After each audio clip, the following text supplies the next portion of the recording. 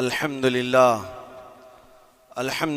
الحنان المنان الذي خلق الإنسان وعلمه البيان والصلاة والسلام على رسوله سيد الإنس والجان وعلى آله وأصحابه ذوي الخير والإحسان أما بعد فأعوذ بالله من الشيطان الرجيم بسم الله الرحمن الرحيم وما الله بغافل عما يعمل الظالمون انما يؤخرهم ليوم تشخص فيه الابصار صدق اللہ مولانا العظیم۔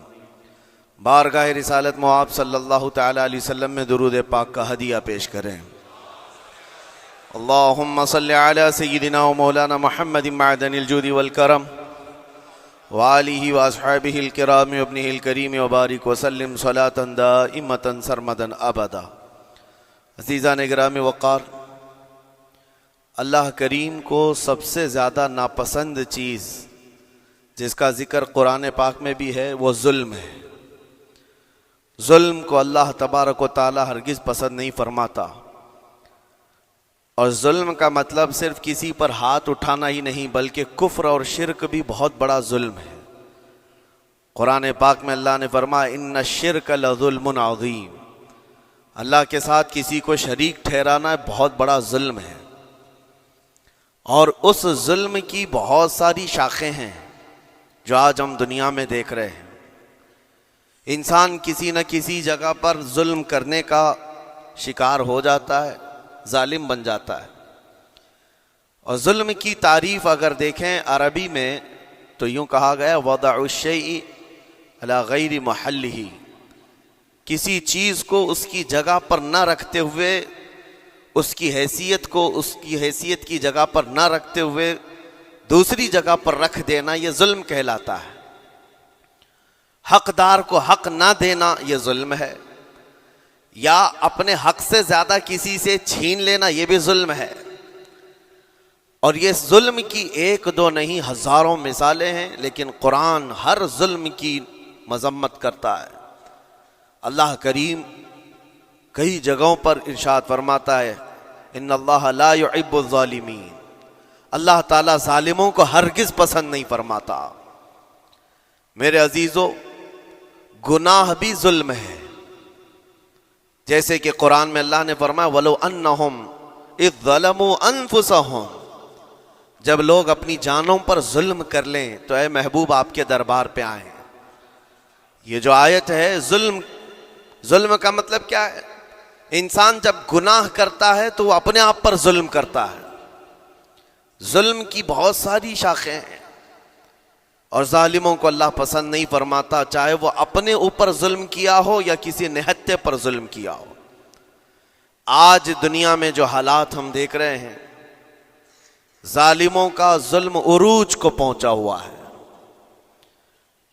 اور قرآن پاک میں رب تعالیٰ نے ظالموں کی نشانیاں بھی بیان کی، ایسا نہیں کہ یہ پہلی مرتبہ ہوا ہے۔ اللہ تعالیٰ فرماتا ہے وَكَم مِّن قَرْيَةٍ أَهْلَكْنَاهَا، کتنی بستیاں ایسی ہیں جن کو ہم نے ہلاک کر دیا۔ رب تبارک و تعالیٰ نے ان کو ختم کر دیا کیونکہ وہ ظالم تھے۔ ظالموں کی بستیاں جو ہلاک ہوئیں، قرآن پاک میں 3 مثالیں آپ کو بتاتا ہوں۔ ایک نوح علیہ السلام کی امت اور ان کی آبادی، دوسری حضرت لوط علیہ السلام کی قوم، تیسری حضرت صالح علیہ السلام کی قوم۔ یہ تینوں قومیں ایسی ہیں، گناہ میں تو تھی لیکن غرور بہت زیادہ تھا، گھمنڈ بہت زیادہ تھا۔ آج کے دور میں اگر کسی کے پاس پیٹروٹ میزائل ہیں اور بم بارود کی طاقت رکھتا ہے، نیوکلیئر پاور ہے، تو وہ یہ سمجھتا ہے مجھے کوئی شکست نہیں دے سکتا۔ یہ ہر دور میں ظالموں کا خواب رہا ہے، ہر دور میں ظالم اسی طرح کی فکر رکھتے ہیں۔ نوح علیہ السلام کی قوم بہت مضبوط قوم سمجھی جاتی تھی۔ اللہ تعالیٰ نے اپنے نبی کو جب حکم فرمایا کہ آپ ایک کشتی بنائیں بہت بڑی، تو وہ آپ کا مذاق اڑاتے تھے۔ یہاں دور دراز کہیں نہ ندی ہے، نہ نالا ہے، نہ سمندر ہے، کشتی کس میں چلاؤ گے؟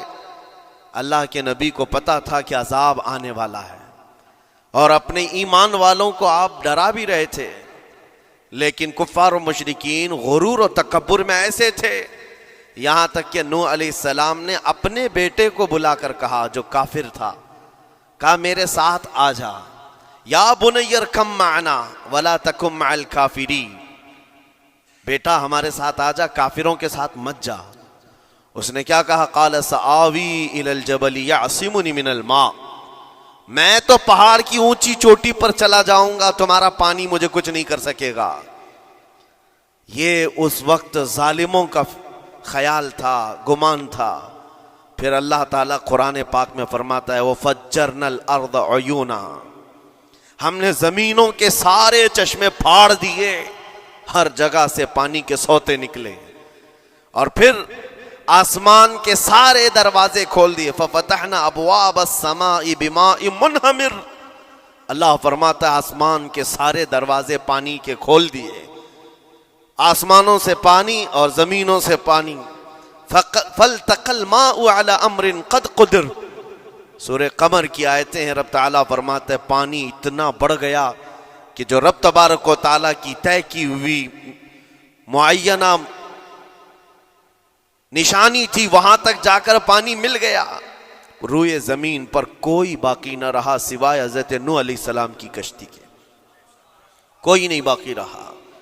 جب یہ پانی پھیل گیا، کیا پہاڑوں کی چوٹیاں، کیا محلوں کی اونچائیاں، سب غرق ہو گئے، اور وہ جبابرہ، وہ قوت کے بادشاہ جو کہتے تھے ہمارا کوئی کچھ نہیں بگاڑ سکے گا، سڑ گئے پانیوں میں۔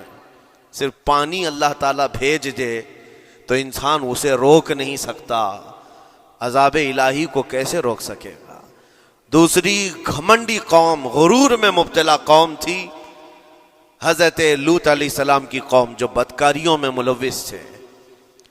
اللہ کا جب عذاب آیا تو قرآن پاک میں رب تعالیٰ فرماتا ہے وَأَمْطَرْنَا عَلَيْهِمْ حِجَارَةً مِّن سِجِّيلٍ، نوکیلے پتھروں کی ہم نے ان پر بارش کی۔ فَجَعَلْنَا عَالِيَهَا سَافِلَهَا، ان کی اونچائیوں کو اٹھا کر کے نیچے پلٹ دیا گیا، زمین کو فرشتوں نے اوپر تک اٹھایا اور اس کے بعد پلٹ دیا، یہ پوری بستی غرق ہو گئی، ختم ہو گئی۔ یہ بستی بھی وہی تھی جس کو حضرت لوط علیہ السلام بار بار تنبیہ کرتے تھے کہ ظلم سے بچو، ظلم سے بچو، ظلم اللہ کے عذاب کو دعوت دیتا ہے، لیکن وہ مذاق اڑاتے تھے، اور جب ہلاک و برباد ہو گئے، ختم ہو گئے، ان کی نشانیاں بھی باقی نہیں رہی۔ وہ پتھروں کی بارشیں کہاں ہوئی تھی واللہ عالم، لیکن میرے عزیزو ہم نے دیکھا ہے جہاں یہ قوم آباد تھی اس علاقے کو آج بتایا جاتا ہے وہ جارڈن کا علاقہ تھا، بحر مردار جہاں پر آج باقی ہے، ڈیڈ سی۔ میں خود سفر پر دیکھا، جارڈن کی ایک سرزمین پر گاڑی چلتی جا رہی ہے اور کالے کالے پتھر، جہاں تک نظر کرو صرف پتھر ہی پتھر ہیں، بہت نوکیلے، ایسے پتھر میں نے دنیا میں دوسری جگہوں پر نہیں دیکھا۔ آج بھی اسی طرح سے باقی تقریباً 100 کلومیٹر 150 کلومیٹر تک صرف پتھر ہی ہے، بیچ میں صرف ایک روڈ جاتا ہے، اس کے بعد نہ کوئی درخت دکھتا ہے، نہ کوئی عمارت ہے، نہ کوئی پہاڑ ہے، صرف پتھر، پتھروں کا صحرا ہے۔ آج کی اس صدی میں دیکھ کر کے ان پتھروں کو ہیبت طاری ہو جاتی ہے، جس وقت وہ برسے ہوں گے ان کی حالت کیا ہوگی۔ اور میں یہ نہیں کہتا بالضبط کہ یہ وہی پتھر ہیں جو برسے تھے، واللہ عالم، لیکن میرے عزیزوں نشانیاں آج بھی عذاب الہی کی موجود ہیں۔ تیسری قوم تھی قوم شعیب اور قوم صالح علیہ السلام، یہ دونوں قوموں کے بارے میں ذکر کرتا ہوں۔ حضرت شعیب علیہ السلام کی قوم صرف ناپ تول میں کمی کرتی اور کفر و شرک بھی کرتے، شعیب علیہ السلام ان کو روکتے تو وہ ان کا بھی مذاق اڑاتے، اور جب عذاب الہی کے آنے کی بات کیا تو جانتے ہیں کیا کہا انہوں نے؟ یہ وہ قوم تھی جو پتھروں کو تراش کر کے گھر بنا لیتے تھے، یعنی پورے کے پورے پہاڑ کو، پتھروں کا جو پہاڑ ہوتا ہے اس کو تراشتے تھے، اور ایک آدمی کا ایک گھر ایک پہاڑ۔ آج کے دور میں ساری بلڈوزر مل کر کے نہیں کر پائیں، مشینیں مل کر نہ کر پائیں، وہ اس وقت کے لوگ بھاری بھرکم تھے، جسامت والے تھے، طاقت والے تھے، جب وہ اپنے رہنے کے لیے ایک پہاڑ کو تراش سکتے تھے۔ 4000 سال پہلے کی بات کر رہا ہوں، اس وقت میرے خیال سے وہ اپنے زمانے کے سب سے بڑے ماڈرن لوگ یا ترقی یافتہ لوگ کہلاتے ہوں گے، سب سے زیادہ ترقی یافتہ کہلاتے ہوں گے. جیسے آج لوگوں کو لگتا ہے رشیا اور امریکہ بہت پہنچے ہوئے ہیں ٹیکنالوجی میں، اس دور کے وہ لوگ سب سے بڑی طاقت کے رکھنے والے تھے. جب حضرت شعیب علیہ السلام نے ان کو اللہ کے عذاب سے ڈرایا تو کیا کہتے تھے؟ عذاب وہی نا جو نوح علیہ السلام کی قوم میں آیا تھا، بارش آ گئی تھی، زمین سے پانی نکل گیا تھا تو پانی بہت ہو گیا تھا. یا پھر وہ جو لوط علیہ السلام کی قوم پر آیا، پتھروں کی بارش، یا پھر ہواؤں کا عذاب. اگر یہ تینوں بھی آئیں تب بھی ہمارے ان پہاڑوں کے گھروں کو نقصان نہیں کر سکیں گے. ان کا اتنا غرور تھا. اگر پانی بھی آ جائے سمندروں کا، یا ہوا بھی تیز چلے، یا پتھروں کی بارش ہو، ہم تو بہت محفوظ قلعوں میں ہیں. اندازہ کرو میرے عزیزو، 3000 4000 سال کے بعد آج تک مدائن صالح اور الاولا سٹی نام سے سعودی میں موجود ہے، ابھی تک وہ گھر موجود ہیں. تو اس زمانے میں کتنے مضبوط رہے ہوں گے؟ پتہ نہیں 3000 سالوں میں کتنے طوفان آئے، کتنے سیلاب آئے، لیکن ابھی تک وہ پہاڑوں کے گھر موجود ہیں. تو اس زمانے میں کتنے طاقتور ہوں گے. ان کا نشہ آسمان پر تھا، غرور چڑھ کر کے بول رہا تھا. کہتے تھے کہ اگر اس طرح کے عذابات آ بھی گئے تو ہمارا کچھ نقصان نہیں ہوگا. کون سا؟ نوح علیہ السلام کی قوم کا عذاب آ جائے، لوط علیہ السلام کی قوم کا عذاب آ جائے، یا پھر شعیب علیہ السلام کی قوم کا عذاب آ جائے. یہ صالح علیہ السلام کی قوم کی بات کر رہا ہوں. تو پھر ہوا کیا؟ اللہ کے نبیوں نے انہیں ڈرایا اللہ کے عذاب سے.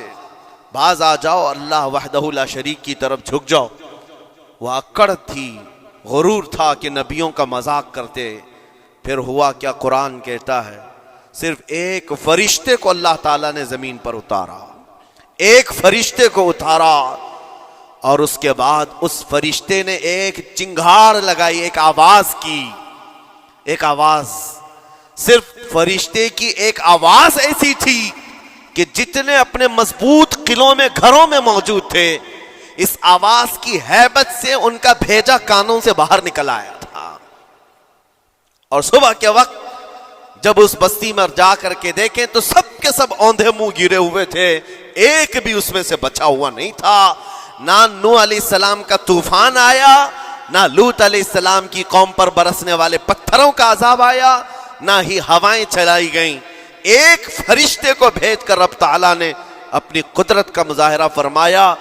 اللہ کے کروڑوں اربوں لا تعداد فرشتے ہیں، ایک فرشتے کی طاقت ایسی ہے کہ اگر وہ اپنی آواز نکالے تو تمہارے کانوں سے بھیجا باہر نکل آئے. اللہ وحدہ لا شریک، وہ حی و قیوم کل بھی تھا اور آج بھی ہے. وہ رب ذوالجلال حی و قیوم ہے، طاقتور ہے اور ہمیشہ رہے گا.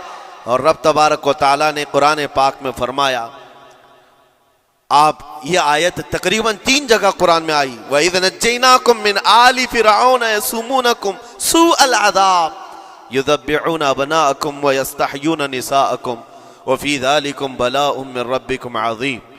رب تعالیٰ فرماتا یاد کرو فرعونیوں کے عذاب سے اللہ نے تم کو نجات دی. یہ بنی اسرائیل کو کہا جا رہا ہے کہ فرعونیوں کے عذاب سے، کہ فرعون اور اس کے لشکری اس قدر سخت سزائیں دیتے تھے موسیٰ علیہ السلام کی قوم پر، ایمان والوں پر، بنی اسرائیل پر. اللہ فرماتا ان سے نجات دیا رب تعالیٰ نے. لیکن وہ کرتے کیا تھے؟ بنی اسرائیل میں ایک بھی بچہ پیدا ہو جائے اسے ذبح کر دیتے تھے. فرعون کے لشکریوں نے ایک سال میں 12,000 بچوں کو قتل کیا ہے، 12,000 بچوں کو ذبح کر دیا ہے. آج کے اسرائیلی اگر یہ بچوں پر ظلم کرتے ہیں تو یہ تعجب کی بات نہیں ہے. فرعون کی سرشت میں داخل تھا اور یہ فرعونی ہیں، وقت کے جبابرہ ہیں، وقت کے ظالم ہیں. 12,000 بچوں کو قتل کر دیا تھا فرعون اور اس کے لشکریوں نے، اور عورتوں کو زندہ چھوڑ دیتے تھے. قرآن میں اللہ تعالیٰ نے فرمایا 3 جگہ آئی آیت، لیکن اس کے ساتھ رب تعالیٰ یہ بھی فرماتا ہے یہ سخت ترین سزائیں دیتے تھے فرعونی، اللہ نے ان سے تم کو نجات دیا. لیکن یہ سزائیں کیوں دیتے تھے، یہ عذاب کیوں تھا؟ وَفِي ذَلِكُمْ بَلَاءٌ مِّن رَبِّكُمْ عَظِيمٌ. یہ ہے فرمان اللہ کا. یہاں میں یہ ٹکڑا اگر بیان کر دوں تو آج آپ کے دلوں کے اندر ایک یقین پیدا ہو جائے گا. آج کے حالات کے مطابق فرعونیوں کا اس قدر سخت عذاب کیوں تھا؟ رب تعالیٰ فرماتا ہے اے مومنو، ان تمام معاملات میں اللہ کی طرف سے تمہارے لیے بڑا امتحان تھا.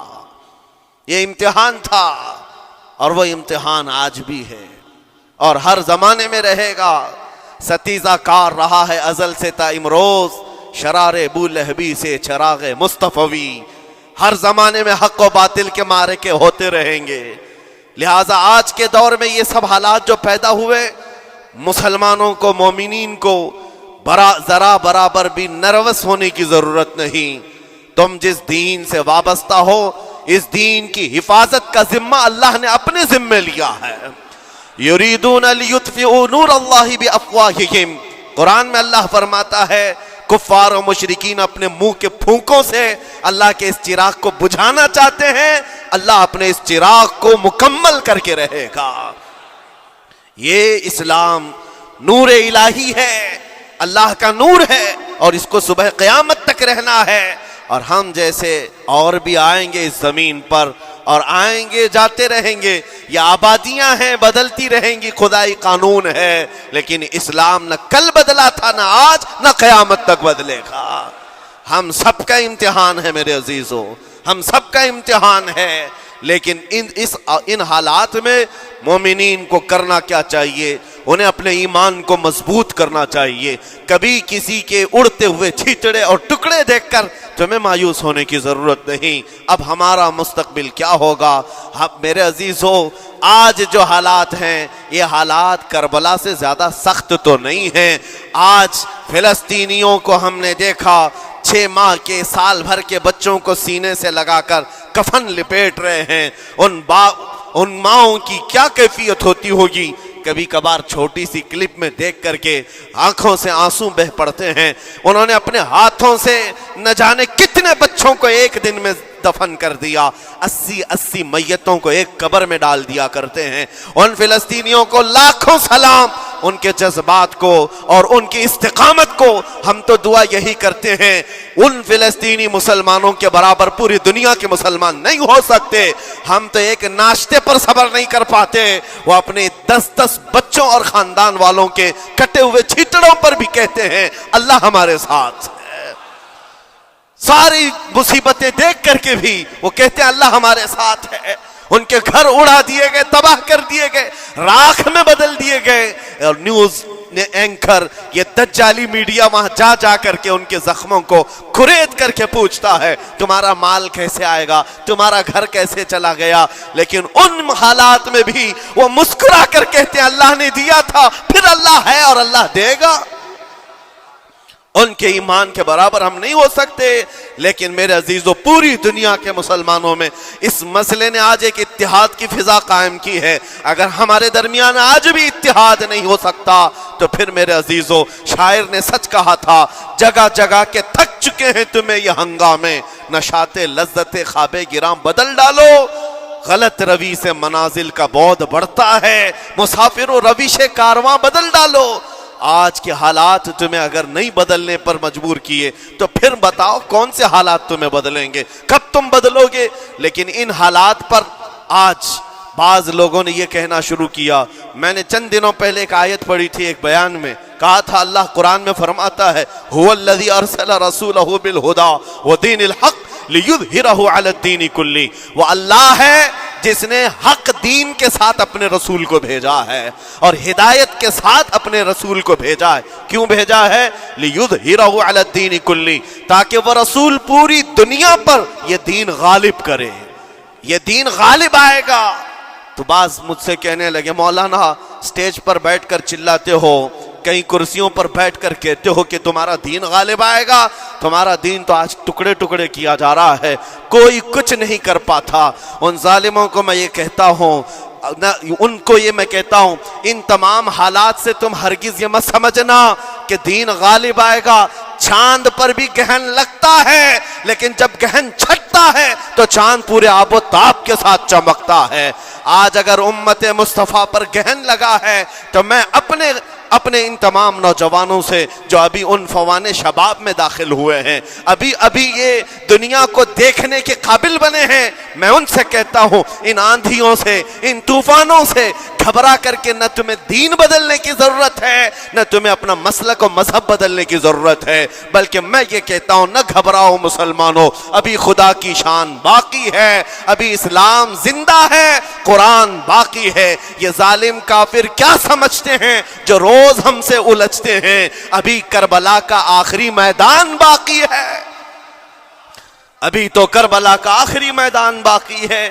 عزیزان گرامی وقار، میرے نبی کریم صلی اللہ تعالی علیہ وسلم نے جو فرمایا وہ ہو کر رہے گا، وہ ہو کر رہے گا۔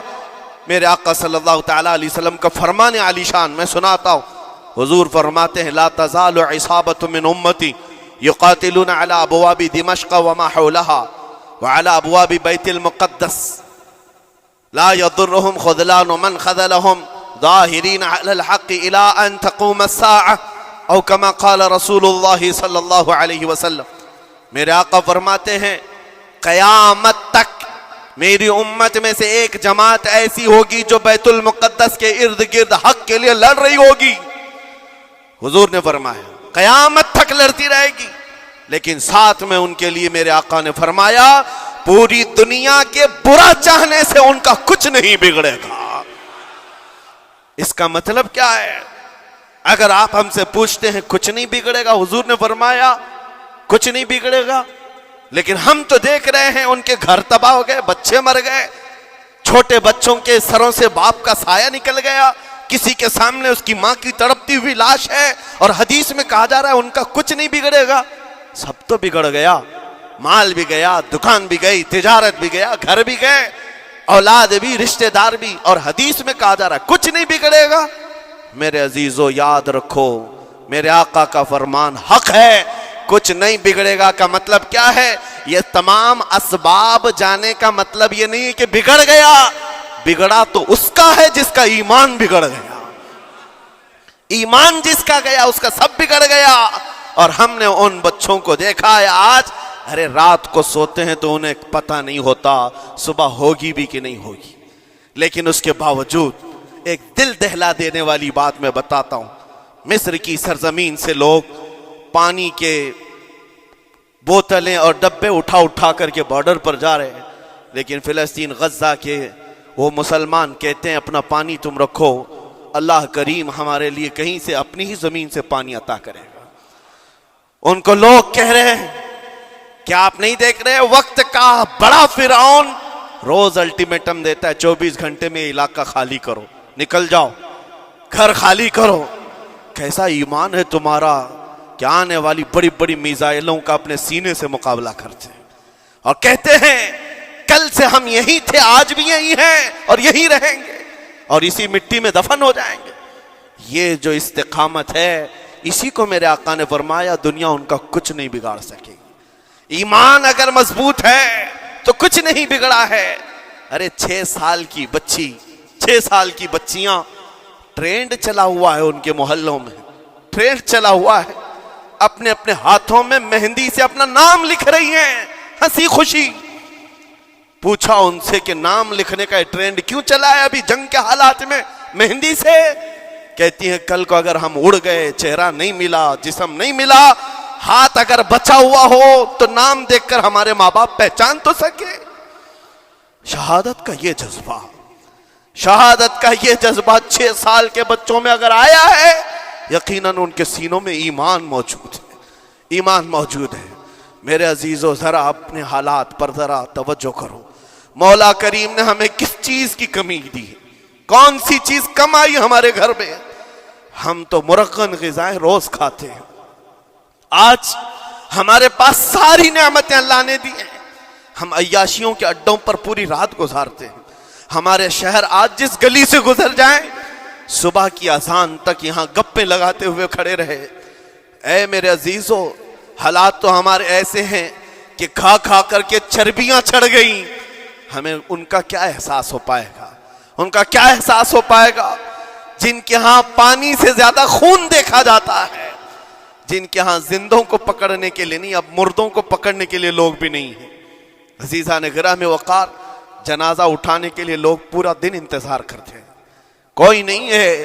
पुरसाने हाल इन सब हालात के बावजूद मैंने एक बच्चे को भी वहां से ये कहते हुए नहीं सुना कि हम पर बहुत बड़ा जुल्म हो रहा है, हमको यहां से निकाल लो, मदद करो, कोई आओ। नहीं, वो सब सिर्फ इतना ही कहते, जो कुछ हो रहा है हम अल्लाह के पास जाकर कहेंगे, ये सारे मामलात हम अल्लाह की बारगाह में शिकायत करेंगे। यह है ईमान, यह है इस्तिकामत। और मेरे आका सल्लल्लाहु तआला अलैहि वसल्लम के फरमान आलीशान के मुताबिक उनके लिए इतनी ही बड़ी दौलत काफी है। आखिर में मैं इतना कहूंगा, इजराइल के कुत्ते और सालिम मिलकर ईंट से ईंट बजा दें, उनके टुकड़े टुकड़े करके राख कर दें, तब भी हम कहेंगे फतह तो बैतुल मुकद्दस की ही है, फतह तो उन मजलूमों की है जिनके पास खोने के लिए कुछ नहीं था, फिर भी वो डटे रह गए। तुम्हारे पास तो पेट्रोल मिसाइल, बड़े बड़े तुम्हारे पास तोप, बहुत सारी चीजें होकर बच्चों पर, हॉस्पिटल पर, न जाने कितनी जगहों पर तुमने बमबारियां की हैं। मुझे हैरत होती है, पूरी दुनिया आज भी खामोश तमाशाई है। ये जुल्म नहीं है तो और क्या है? और जब जुल्म अपने उरूज को पहुंचता है, अल्लाह की पकड़ आती है, अल्लाह का अजाब आता है। और जब अल्लाह का अजाब आता है तो जितने खामोश तमाशाई थे सब उस अजाब में गिरफ्तार होंगे। इसलिए मेरे अजीजों, आप हमसे अगर ये पूछते हैं हमें यहाँ बैठकर करना क्या चाहिए, हम कैसे करें, तुम्हारा दिल अगर रो पड़ा उनके दर्दों से, ये भी लिखा जाएगा, ये भी लिखा जाएगा। ये बंदा जा तो नहीं सकता था, लेकिन अपने भाई के दर्द में ऐसा बेकरार था कि इसका खाना छूट गया था, ऐसा बेकरार था कि इसकी नींदें खत्म हो गई थी। ये भी लिखा जाएगा अल्लाह की बारगाह में। लेकिन यहाँ बैठ करके हम अय्याशियों पर अय्याशा करें, अपने गुनाहों से कभी बाज ना आए, तो फिर मेरे अजीजों, उन निहत्ते मजलूमों के हम बहुत खतरनाक किस्म के दुश्मन कहलाएंगे। जहां उनको पानी का एक कतरा नहीं, जहां उनके लिए लुकमा नहीं, वो किसी का बचा हुआ कचरा खाने पर मजबूर है, उस वक्त हमारी बर्तनें खानों से भरी हुई हैं, हमारी दावतों में हमारे बचे हुए खाने गटर और नालियों में बह रहे हो। इन हालात में मेरे अजीजों पकड़ होगी, हमारी भी पकड़ होगी। बदलो अपने हालात, उठो वगरना हश्र न होगा फिर कभी, दौड़ो के जमाना चाल अपनी चल गया। मैं आप सबसे यही कहना चाहूंगा, ये जो हालात पैदा हुए हैं पूरी दुनिया में, ये मेरे आका के फरमान के मुताबिक अंदेशा ये लग रहा है अनकरीब इमाम मेहदी का ज़हूर होने वाला है। इमाम मेहदी का ज़हूर होगा और हालात बदल जाएंगे। लेकिन हमको किसी के आने का इंतजार करते हुए हालात का इंतजार नहीं करना है। अभी बदलो, आज बदलो, अल्लाह की तरफ दौड़ो और उससे गिड़गिड़ा कर कहो कि मौला करीम, हमारे शामत अमाल, हमारी बुराइयों के सबब अगर ये तेरी पकड़ है, हम तौबा करते हैं तेरे दरबार में। जानते हो मेरे आका ने फरमाया, अल्लाह के गजब को अगर कोई चीज ठंडी करती है तो एक मोमिन सालेह की रिक्कत अंगीज दुआएं और उसके निकलने वाले आंसू अल्लाह के गजब को ठंडा करते हैं, अल्लाह के गजब को ठंडा करते हैं। तुम गिड़गिड़ाओ उस मौला की बारगाह में। ये नहीं कि इज्तिमाई तौर पर किसी के सामने आप रो धोकर चले गए या फिर आप लोगों को दिखाने के लिए कोई स्टेटमेंट जारी कर दिए। नहीं, तन्हाई में बैठे हो, अकेले में बैठे हो। जैसे कि कल एक बहुत अच्छी चीज मैंने देखी थी, हमारे उलमा ने ऐलान किया था, पूरी दुनिया मिल करके जुमेरात का रोजा रखे, इसलिए कि रोजा अल्लाह को पसंद है। और इफ्तार से पहले अगर कोई दुआ करे, अव्वल दुआ हमारी उन मजलूमों के हक में हो, उन जालिमों के खिलाफ हो, मजलूमों की मदद के लिए हो। यकीनन अल्लाह की मदद आएगी और आएगी, क्योंकि कुरान बार बार कहता है, अला इन्ना नस्रुल्लाहि करीब, आगाह हो जाओ, बेशक अल्लाह की मदद बहुत करीब है, अल्लाह की मदद बहुत करीब है। अजीज़ान गिराम वक़ार, मैं इन्हीं तमाम बातों से अपनी गुफ्तगू को आज समेटता हूँ। आज के इन हालात में आपकी जिम्मेदारी है अपने ईमान पर मजबूती से जमे रहो, इस्तिकामत। बाज़ लोगों को आज ये लगता होगा कि वहाँ हालात बिगड़े हैं तो ये मुसलमान क्या करेंगे, क्या करेंगे, हम क्या करने वाले। वैसे ही हम ख़त्म किए जा चुके हैं, टुकड़े किए जा चुके हैं, हम कुछ करने। बस तुम अपनी जिंदगियां बदलो, नशा से बाज आ जाओ और जितने خرافات ہمارے محلوں میں آئے، اس سے نکالو۔ اللہ کا عذاب آتا ہے، اللہ کی رحمتیں روٹ جاتی ہیں۔ ایک بار ہم بدل لیے تو مولا کریم اپنی رحمتوں کے سائبان فرما دے گا ہم پر، اور بس ہماری تمنا یہی ہے۔ اللہ کریم کی بارگاہ میں دعا ہے، قدیر و جبار خدا کہنے سننے سے زیادہ ہمیں عمل کی توفیق عطا فرما۔ اے رب کریم احسن الخالقین، ہم سب اپنے گناہوں سے سچی توبہ کرتے ہیں مولا۔ ہمارے گناہوں کی وجہ سے اگر تیری سخت پکڑ ہے تو مولا تو اپنے غضب کو ٹھنڈا فرما دے، تو اپنے غضب کو ٹھنڈا فرما دے مولا، تو اپنے غضب کو ٹھنڈا فرما دے۔ اے کریم خدا، تیرے حبیب کی امت تڑپ رہی ہے، اور ہر جگہ مولا ظلم و ستم کا نشانہ ان غریب مظلوموں کو بنایا جا رہا ہے جن کے پاس ایک وقت کا کھانا بھی باقی نہیں رہا۔ مولا تو اگر مدد نہیں کرے گا تو کون مدد نازل فرمائے گا؟ اے رحمان، ہمارا عقیدہ ہے تو ہی وہ خدا ہے جو ابابیلوں کو بھیج کر ابرہہ کو ہلاک کیا، تو ہی وہ خدا ہے جو بدر میں اپنے نبی کے لیے 5000 فرشتوں کو اتارا۔ اے مولا، تو ہی وہ خدا ہے جو یونس علیہ السلام کو مچھلی کے پیٹ سے زندہ سلامت نکالا، تو ہی وہ خدا ہے جو ابراہیم علیہ السلام کو بھڑکتی ہوئی آگ سے زندہ محفوظ فرمایا۔ اے قدیر و جبار خدا، کل بھی تو حی و قیوم تھا، آج بھی ہے اور ہمیشہ رہے گا۔